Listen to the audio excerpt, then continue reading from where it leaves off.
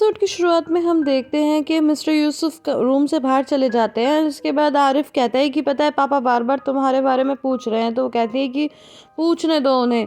और फिर बाहर आकर मिस्टर यूसुफ रिसेप्शनिस्ट से पूछते हैं बार बार कि स्मिथ के बारे में, और बहाने बहाने से उसकी मॉम का नाम पूछते हैं। वो बताने ही वाली होती है कि इतने में आरिफ और स्मिथ भी बाहर आ जाते हैं। और इसके बाद जब वो जाने लगते हैं तब रिसेप्शनिस्ट अचानक से उसकी मॉम का नाम लेती है और जिसे सुनकर वो चौंक जाते हैं। गाइस, वीडियो में आगे बढ़ने से पहले मैं आपको एक इम्पॉर्टेंट बात बताना चाहती हूँ कि अब ये सीजन जल्दी ही खत्म होने वाला है और उसके बाद मैं सीरियल क्विट कर दूंगी। हालांकि मेरा बड़ा दिल था कि मैं सीजन 3 भी एक्सप्लेन करूँ क्योंकि वो सीजन 2 से ज्यादा इंटरेस्टिंग है, पर क्योंकि आप लोगों ने इतना पसंद नहीं किया तो अनफॉर्चुनेटली मुझे ये करना पड़ रहा है।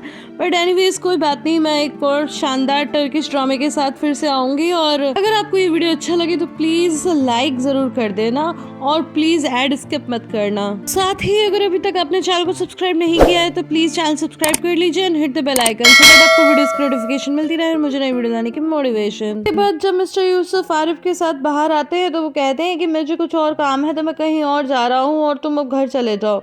और फिर उसके बाद वो एक वॉल के पीछे छुप जाते हैं। अब नेक्स्ट सीन में हम देखते हैं कि सार्प बच्चों के लिए फ्लावर पॉट लाता है और वही उन्हें दिखाता है। और रास्ते में हम देखते हैं कि वो बाहर जा रहे होते हैं और वो कुछ कुछ बातें करते हैं। जिन्हीं बातों बातों में जिद कहती है कि क्या तुम्हें पूरा यकीन है कि सार्प बच्चों के लिए आया है? तो बाहर कहती है कि पता नहीं, मुझे तो कुछ समझ नहीं आ रहा। तो ज़ेदा कहती है कहीं ऐसा तो नहीं कि बच्चों की आड़ में वो बस इसलिए यहाँ आया है ताकि तुम्हें आरिफ से दूर रख सके।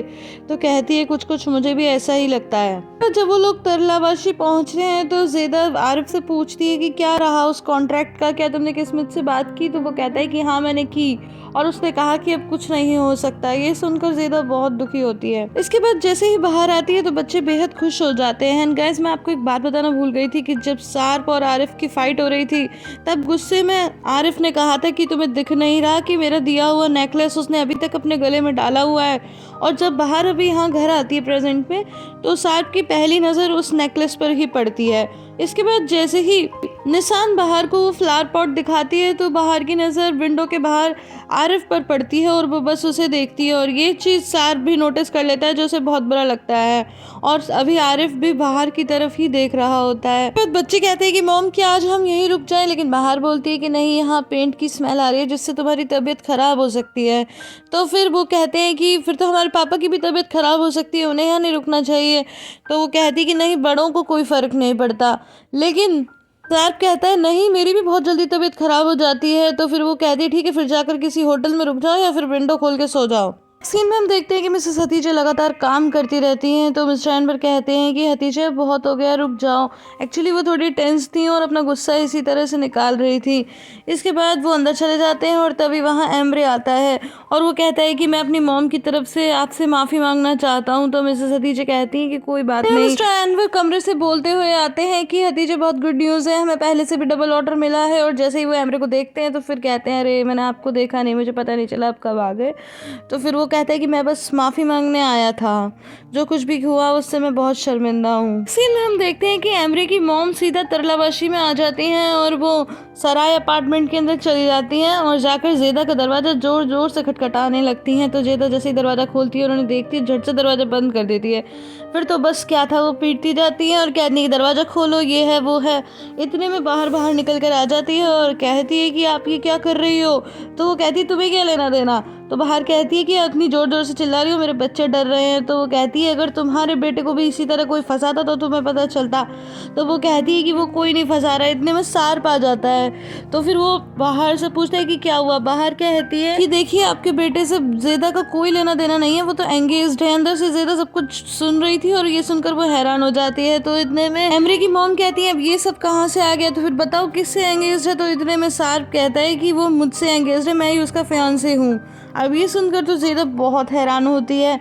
फिर वो कहता है कि मैं आपकी एज की वजह से अभी तक चुप हूँ, अब आप साइड में हटिए। और दरवाज़ा खटखटाने लगता है और कहता है कि ज़ेदा दरवाज़ा खोलो, मैं आ गया। अब ज़ेदा बहुत ही ज़्यादा शॉक्ड होती है लेकिन फिर भी दरवाज़ा खोलती है। और उसके बाद सार्प अंदर आता है तो कहता है बस मैं अचार लाना भूल गया, बाकी तुमने जो भी मंगाया है वो सब मैं ले आया। इसके बाद ज़ेदा दरवाज़ा बंद कर देती है। तो हर बोलती है कि अब यहाँ दोबारा मत आना, ठीक है, और हमें परेशान मत करना। और उसके बाद वो लड़ी वहाँ से चली जाती है। इधर ज़ेदा साहब से कहती है कि क्योंकि तुमने मेरी मदद की है तो ये मत समझना कि मैं सब कुछ भूल जाऊंगी। तो वो कहता है कि मैं ये चाहता भी नहीं हूँ।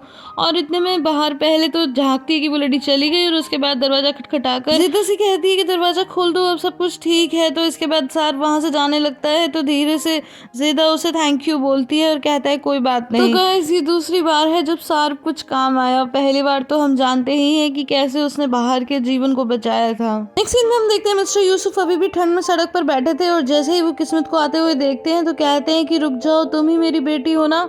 तो वो कहती है कि मेरे पास टाइम नहीं है। वो जाने लगती है तो कहते हैं कि रुक जाओ ऐसे मत जाओ। तो किस्मत कहती है कि मेरे पास आपसे बात करने के लिए टाइम नहीं है। तो वो कहते हैं कि फिर तुमने हमें ढूंढा ही क्यों था। तो वो कहती है कि मैंने आपको नहीं ढूंढा, अपने भाई को ढूंढा, मेरे लिए उतना ही काफ़ी है और आप ऐसे पिता नहीं हो जिसका सपना मैंने देखा था कभी। और ये बोलकर वहाँ से चली जाती है। इसके बाद मिस्टर यूसुफ घर आ जाते हैं और आते ही आरिफ से कहते हैं कि आरिफ क्या तुम मुझे प्यार करते हो। तो वो कहता है अब ये कहाँ से आ गया। तो वो कहते कि नहीं बस मेरा मन हुआ। तो वो कहता है कि आप ये सब क्या उल्टा सीधे सवाल पूछ रहे हो, क्या आपके पास कुछ ही दिन बचे हैं क्या ऐसे अजीब अजीब सवाल पूछ रहे हो। तो वो कहते हैं नहीं मैं तो बिल्कुल ठीक हूँ, पहले तुम बताओ क्या तुम मुझे प्यार नहीं करते। तो वो कहता है कि पता नहीं मैंने ऐसा कुछ नहीं सोचा। तो मिस्टर यूसुफ कहते हैं कि क्या मैं एक बुरा पिता हूँ इसलिए तो मुझे प्यार नहीं करते। लेकिन वो कहता है कि अरे मैंने ये सब कुछ नहीं कहा। तो वो कहते हैं कि इसका मतलब तुम मुझे प्यार करते हो। तो आरिफ कहता है कि अरे मैंने ऐसा तो नहीं कहा। तो फिर वो बोलते हैं कि बताओ ना फिर मुझे। तो कहता है कि अरे मुझे क्या पता कि मैं आपसे प्यार करता हूँ या नहीं करता, अब इस उम्र में आकर आप मुझसे उल्टा सीधा सवाल पूछ रहे हो। सीन में हम देखते हैं कि डोरुक बाहर से कहता है कि मॉम ऊपर पापा सो रहे हैं ना। तो वो कहती है कि हाँ बेटा ऊपर वाले घर में पापा सो रहे हैं। तो डोरुक कहता है कि मैं नहीं सोऊंगा। तो वो बोलती है क्यों, क्योंकि अगर मैं सोऊंगा तो पापा फिर चले जाएंगे। लेकिन बाहर कहती है कि नहीं बेटा ऐसा नहीं होगा। उसे गले से लगा कर लेटा लेती है और फिर वही बातें सोचने लगती है कि जब उसने कहा था कि पापा तो हमेशा हमारे पास हैं, अभी भी हमारे पास ही हैं, बस वो छुपे हुए हैं और हम खुश रहेंगे तो पापा हमारे पास वापस आ जाएंगे।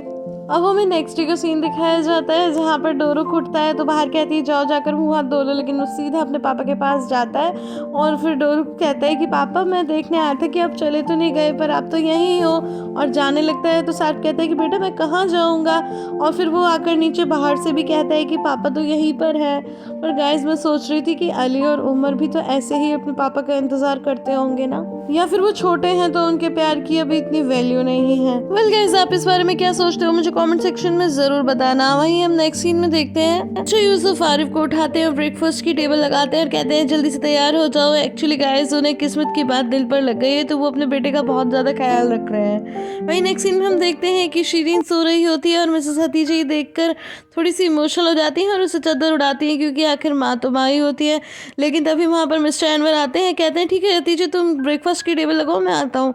तो फिर वो एकदम से पूरी चादर हटा देते हैं और शीरीन को कहते हैं चल चल खड़ी हो जा काम करना है क्योंकि सराय अपार्टमेंट टेक्सटाइल को तुम्हारी सर्विस की जरूरत है। और उसे बिल्कुल भी टाइम नहीं देते और उसे जबरदस्ती खड़ा होना पड़ता है। नेक्स्ट सीन में हम देखते हैं कि बहार और ज़ेदा तैयार होकर आते हैं तो ज़ेदा कहती है तुमने सारा सामान रख लिया अपने कपड़े वपड़े।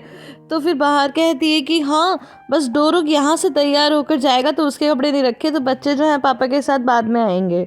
इसके बाद में बाहर कहती है अरे मैं चेक कर लूँ, मैंने निशान की क्लिप रख ली। लेकिन तभी ज़ेदा को कुछ याद आता है और वो कहती है कि मैं 1 मिनट अभी आ रही हूँ। फिर ज़ेदा बाहर आकर बोलती है कि ये लिस निशान के लिए फ्रॉक लेकर आई थी क्योंकि उसने वादा किया था कि जब उसकी पहली पे आएगी तो फिर वो फ्रॉक लेकर आएगी और साथ में डोरुक के लिए भी कपड़े लाई है।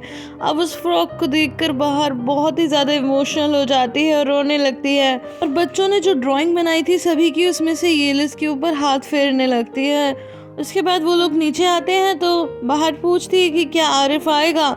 तो फिर ज़ेदा कहती है कि वो मना कर रहा था, वो कह रहा था कि मैं बस गिफ्ट भिजवा दूंगा। तो बाहर कहती है फिर तो डोरुक उदास हो जाएगा। तो फिर ज़ेदा कहती है कि तुम ही क्यों नहीं कह देती उसे, शायद वो मान जाए। जब वो शॉप के आगे से गुजरती है तो आरिफ से कहती है कि प्लीज़ तुम फंक्शन में आ जाना वरना डोरुक उदास हो जाएगा, और कहकर एकदम चली जाती है। तो ज़ेदा कहती है कि कम ऑन आरिफ आ जाना ना, बच्चा ही तो है। तो कहता है ठीक है मैं आ जाऊंगा, बता देना परेशान ना हो, और बस 5 मिनट के लिए आऊंगा और अपने डोरुक से मिलके चला जाऊंगा। सीन में हम देखते हैं कि मिसेस हतीजे मिस्टर एनवर और शीरीन मिलकर के गार्डन को सजाने लगते हैं क्योंकि डोरुक का फंक्शन है। तो फिर शीरीन कहती है कि बाहर तो अब तक आई नहीं और फंक्शन उसके बेटे का है। तो फिर मिस्टर एनवर बोलते हैं तो क्या हुआ, तुम्हारे भांजे का भी तो फंक्शन है। बाद हम देखते हैं कि बाहर और ज़िदा मिलकर केक और पेस्ट्रीज बनाने लगते हैं। सभी बहुत ही सुंदर सुंदर तैयारियां करने लगते हैं। फिर बाद हम देखते हैं कि आरिफ भी अपने तैयार हो रहा होता है अच्छे से, और तभी वहां पर मिस्टर यूसुफ आते हैं और बच्चों के लिए गिफ्ट देकर जाते हैं कि ये मेरी तरफ से दे देना। आखिरकार बच्चों ने भी उन्हें अनकंडीशनल लव करना सिखा ही दिया। मिसेस खदीजा भी बहुत सुंदर लग रही थी। उन्होंने ईयररिंग्स पहन रखे थे और साथ ही ज़िदा बाहर के बाल बनाती है और शीरीन बैठे बैठे बलून्स फुलाती है। वहीं हम देखते हैं कि मिस्टर नज़ीर भी अच्छे से टाई वाई लगाकर तैयार हो जाते हैं अपने इनविटेशन कार्ड के साथ। डोरुक की मौसी भी उसके लिए गिफ्ट लेकर आती हैं। फिर हम देखते हैं कि डोरुक कुछ कुछ ढूंढ रहा होता है और सारपर से पूछते हैं कि बेटा तुम क्या ढूंढ रहे हो, तो कहता है कि बस मैं देख रहा था कि आप मेरे लिए क्या गिफ्ट लाए हो। तो फिर मजाक में निशान की तरफ देखकर इशारा करते हुए सारप कहता है कि अरे मैं तो गिफ्ट लाना भूल ही गया बेटा। तो फिर डोरुक कहते हैं कोई बात नहीं पापा, आप उदास मत हुई, कोई बात नहीं, ज़रूरी नहीं है। इसके बाद सारप कहते हैं कि अरे मैं तुम्हारे लिए कभी गिफ्ट लाना भूल सकता हूँ। ये सुनकर के डोरुक बहुत खुश होता है और सारप उसे अपने गले से लगा लेता है। लेकिन गाइस नेक्स्ट सीन में हम देखते हैं कि तरलाबाशी में पुलिस आई होती है और जब आरिफ उसे पूछता है कि आपको किससे मिलना है, तो वो कहते हैं कि हम सारप चश्मिली के लिए आए हैं। और ये सुनकर आरिफ एकदम शॉक्ड हो जाता है और पुलिस तेजी से सराय अपार्टमेंट के अंदर जाती है। इसके पीछे पीछे आरिफ भी वहाँ आ जाता है और सीढ़ियों से सुनने लगता है। तो पुलिस सारप से कहती है कि आपको अभी हमारे साथ पुलिस स्टेशन चलना पड़ेगा। बच्चे काफी डरे हुए होते हैं। तो सारप कहता है कि पुलिस स्टेशन क्यों? पुलिस कहती है कि ये तो आपको पुलिस स्टेशन जाकर ही पता चलेगा, आप कोई ट्रबल क्रिएट मत कीजिए और जल्दी से चलिए। इतने में आरिफ भी वहीं आ जाता है और बड़ी हैरानी से देखने लगता है। तो सारप कहता है कि आज मेरे बेटे का फंक्शन है, मैं उसे अटेंड करके वादा करता हूँ कि जरूर आ जाऊंगा।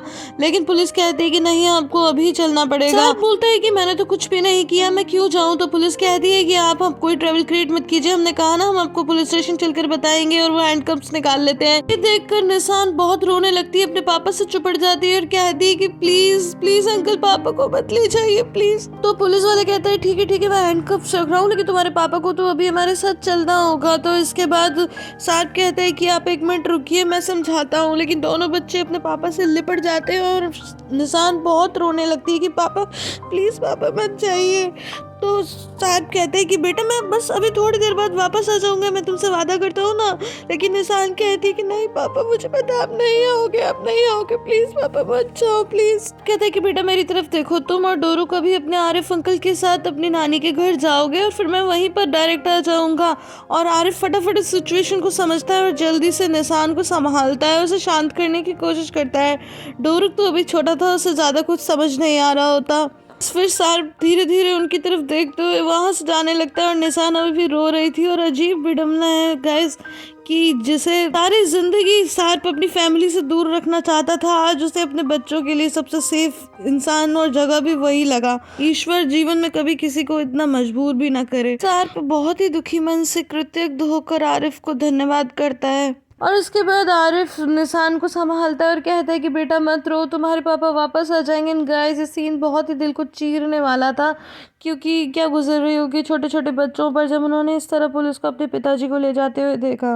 और उसके बाद धीरे धीरे वो वहाँ से जाता है और बच्चे उसे रोते हुए बाय करते हैं। वो भी अपने बच्चों को बाय कहता है ताकि उन्हें लगे कि सब ठीक है। और उसके बाद भी निशान फूट फूट कर रोती है और आरिफ उसे संभालने लगता है।